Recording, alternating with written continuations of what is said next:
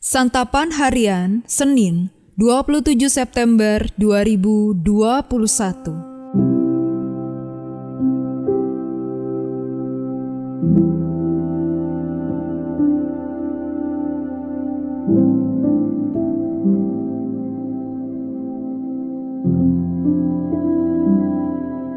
Inilah program Santapan Harian, sebuah program yang mengajak Anda menelusuri isi Alkitab, agar Anda menemukan makna firman Tuhan sesuai dengan konteksnya. Santapan Harian tertuju bagi Anda yang ingin memiliki kehidupan rohani yang segar, kuat, dan sigap.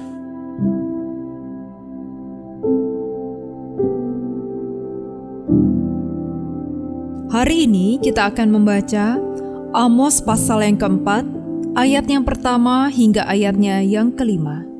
Namun sebelumnya, mari kita berdoa. Kami siapkan hati ini ya Tuhan untuk menerima firman-Mu. Kami siapkan hati ini Tuhan untuk merenungkan firman-Mu. Di dalam Kristus Yesus yang memampukan kami. Amin. Amos 4 ayat 1-5.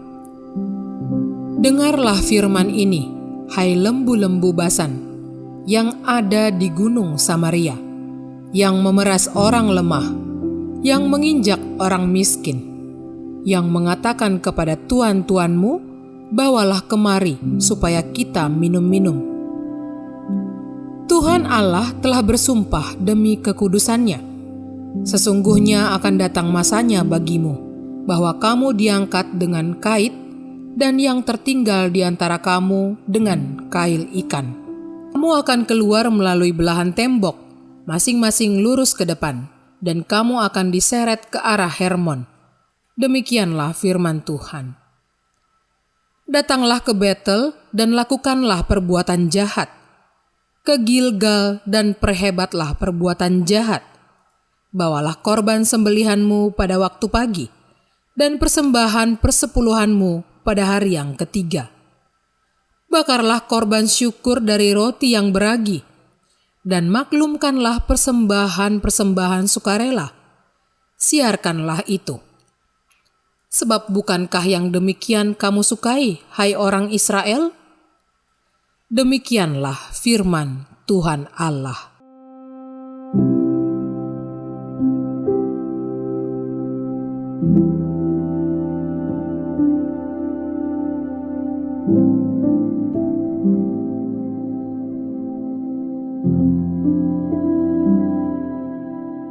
Sahabat Santapan Harian, bagi orang yang hidup dalam kemunafikan, rumah ibadah merupakan tempat favorit untuk menyembunyikan dosa. Kebiasaan jahat ini telah dikenal sejak zaman Perjanjian Lama. Nabi Amos menyebut para pemimpin dan orang kaya di ibu kota Samaria sebagai lembu-lembu Basan. Seperti lembu, mereka telah menjadi gemuk dan makmur di bawah pemerintahan Yerobeam II. Namun semua kekayaan mereka diperoleh dengan memeras orang lemah dan menginjak orang miskin. Anehnya, mereka tampak paling rajin beribadah. Mereka menyembelih korban harian, membawa persepuluhan setiap 3 hari, belum termasuk korban syukur bulanan dan persembahan sukarela yang tidak rutin. Namun, itu semua merupakan bagian dari pencitraan publik. Dengan kesalehan palsu, mereka mengelabui manusia dan berpikir dapat mengelabui Tuhan juga. Mereka membawa upeti karena berpikir Allah dapat disuap. Dengan begitu, mereka menyangka dapat terhindar dari hukuman. Tetapi Amos mengumumkan hukuman yang akan mereka terima. Tembok rumah dan kota mereka akan dihancurkan. Mereka akan diangkut keluar dari tanah perjanjian. Seolah-olah Amos berkata, "Kalian mengira diri kalian cukup berbobot, tetapi Tuhan akan mengangkut kalian keluar seperti tidak berbobot sama sekali."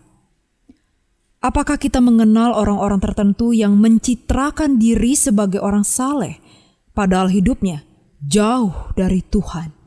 Ataukah mungkin orang itu adalah diri kita sendiri? Kita bersembunyi di balik citra kesalehan agamawi. Manusia melihat rupa, tetapi Tuhan melihat isi hati manusia. Tidak ada yang tersembunyi baginya. Ia menimbang bukan berdasarkan perbuatan yang kelihatan, tetapi berdasarkan motif yang tidak kelihatan. Dan ia membenci segala usaha serta bentuk manipulasi. Waspadalah agar rumah Tuhan tidak dipakai menjadi tempat menyembunyikan kemunafikan kita.